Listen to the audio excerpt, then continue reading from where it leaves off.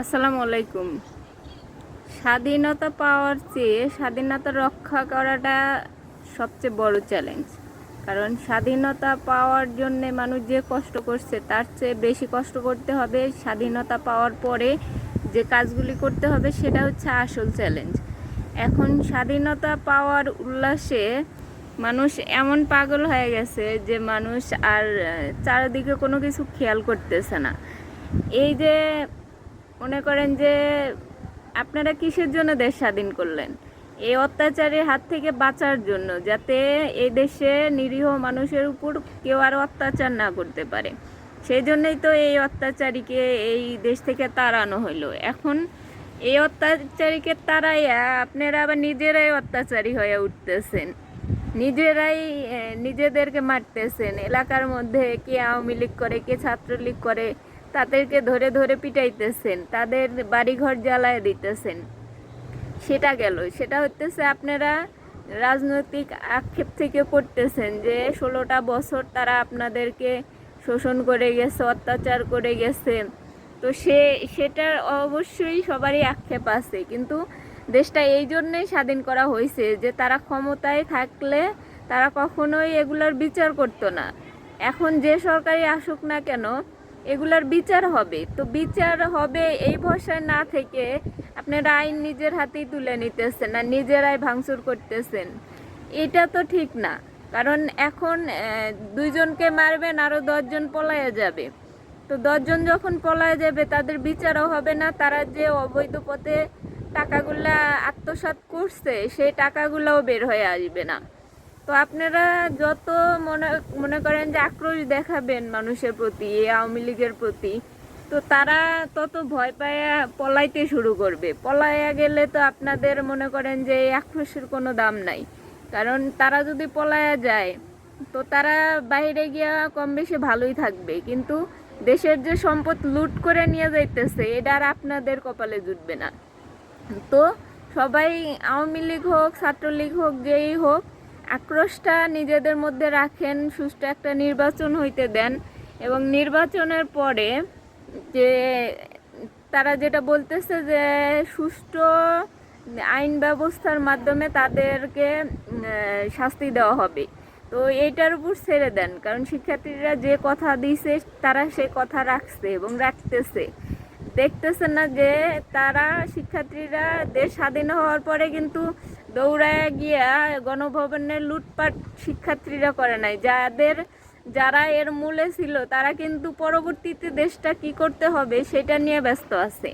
আর আপনারা সাধারণ জনগণ আন্দোলনে ছিলেন না ছিলেন সেটা বড় কথা না, গিয়া এইখানে ভাঙচুর করতেছেন, ওইখানে আগুন দিতেছেন, ওইখানে জ্বালাও পোড়াও করতেছেন, ওইখানে মানুষ মারতেছেন। এই জন্য তো দেশটা স্বাধীন করা হয় নাই। এই শোষণমুক্ত তো এই জন্য করা হয় নাই যে অত্যাচারী বিদায় করে দিয়ে নিজেরাই অত্যাচারী হয়ে উঠতেছেন। আক্রোশ সবার মধ্যেই আছে। 15-16টা বছর যে তারা শোষণ করে গেছে, অত্যাচার করে গেছে, এই আক্রোশ তো সবারই আছে। কিন্তু এই আক্রোশ থেকে এই আক্রোশ, এটা তো বিচারের আওতায় এনে তাদেরকে শাস্তি দিতে হবে। হাতে মেরে নিজের হাতে আইন তুলে নিয়ে তো আমরা এটা করতে পারি না। তাহলে তো আপনাদের মাঝে আর আওয়ামী লীগের মাঝে কোনো তফাৎ রইল না। তাইলে তো আপনারাও আওয়ামী লীগ হয়ে গেলেন। আপনারাই যদি নিজের হাতে শাস্তি দেন তাইলে তো তাদের পর্যায়ে আপনারা চলে গেলেন। তো এটা হচ্ছে এক কথা। আর এক কথা হচ্ছে যে এর আগে কিন্তু যখন এই আওয়ামী লীগ সরকার ক্ষমতায় আসার পরেও এর আগেও মনে করেন যে জাতিসংঘের কাছে এই সংখ্যালঘুদের ব্যাপারে বিচার দেওয়া হয়েছিল যে বাংলাদেশে নাকি সংখ্যালঘুদের উপর অত্যাচার করা হয়। তো এই এই সরকার চলে গেছে, কিন্তু তারা একটা ছক মেপে দিয়ে গেছে যে এই দেশে থেকে তো চলে গেছে কিন্তু এই দেশটাকে ধ্বংস করার একটা পায়তারা করে গেছে। যে সংখ্যালঘুদের উপর যে হামলাগুলা হইতেছে, তাদের মন্দিরে গির্জায় যে হামলাগুলা করতেছে, বাড়িঘরে যে আগুন দিতেছে, হামলাগুলা করতেছে, এগুলা কিন্তু তাদেরই কারসাজি। তারা এগুলা করবে, করে দেখাবে যে আওয়ামী লীগ ছাড়া বাংলাদেশের সংখ্যালঘুদের উপর অত্যাচার হয়। এবং আওয়ামী লীগ একমাত্র দল যাদের কাছে সংখ্যালঘুরা নিরাপদ, এগুলা বইলা তারা একটা পায়তারা করবে ভারতের কাছে দেশ দেওয়ার জন্য, এবং ভারত এর মধ্যে একটা সুযোগ নেবে।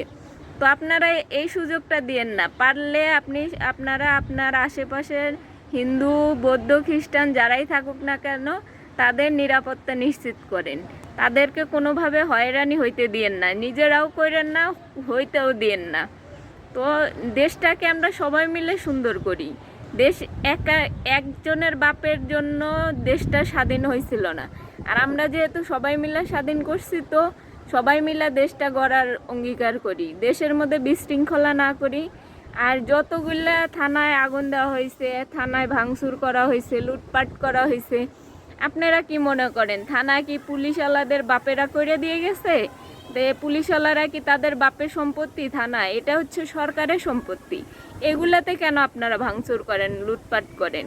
কারণ থানা তো সরকারের। এখন থানা ভাঙচুর করতেছেন, বিভিন্ন অফিস আদালত ভাঙচুর করতেছেন, এগুলো তো সরকারের। আপনারা কি জন্য এগুলাতে মদত দিতেছেন? এগুলা উস্কানি কেন দিতেছেন? নিজেরাও দিবেন না, অন্যজন কেউ যদি এরকম কাজ করতে চায় তাদেরকেও বাধা দিবেন। কারণ পুলিশের প্রতি, আওয়ামী লীগের প্রতি, ছাত্রলীগের প্রতি মানুষের একটা আক্ষেপ আছে, ক্ষোভ আছে, কিন্তু তার মানে এটা না যে দেশের সম্পদ নষ্ট কইরা আপনারা তাদের উপর ক্ষোভটা ঝাড়বেন। কারণ যে পরিমাণ ক্ষতি করা হয়েছে একদিনে, এইটা কাম্য ছিল না। যে আন্দোলনের সময়ও এতটা ক্ষয়ক্ষতি হয় নাই, যে ক্ষয়ক্ষতিটা এই বিজয়ের পরে হয়েছে। তো সবাই এইদিকে খেয়াল রাখবেন, কারণ দেশের যে সম্পদটা আপনি নষ্ট করেন না কেন, এই সম্পদটার জন্যেই সরকারকে আবার পে করতে হবে, সরকারকেই টাকা দিতে হবে, আর এই সরকারের টাকা আপনাদের থেকেই নেওয়া হবে।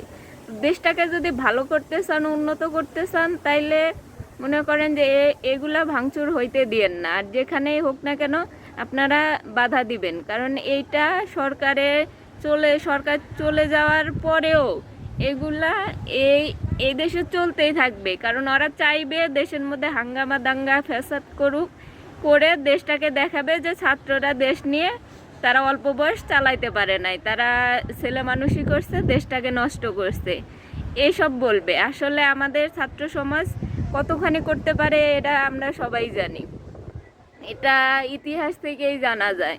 তো আমরা এদিকে খেয়াল রাখবো যে ছাত্র সমাজকে একটা ট্যাগ দিবে যে তারা অল্প বয়স, সেই জন্যে তারা এটার কিছু করতে পারে নাই, তারা দেশটাকে ধ্বংস করছে। তো সবাই এদিকে খেয়াল রাখবেন। ভালো থাকেন সবাই, আল্লাহ হাফেজ।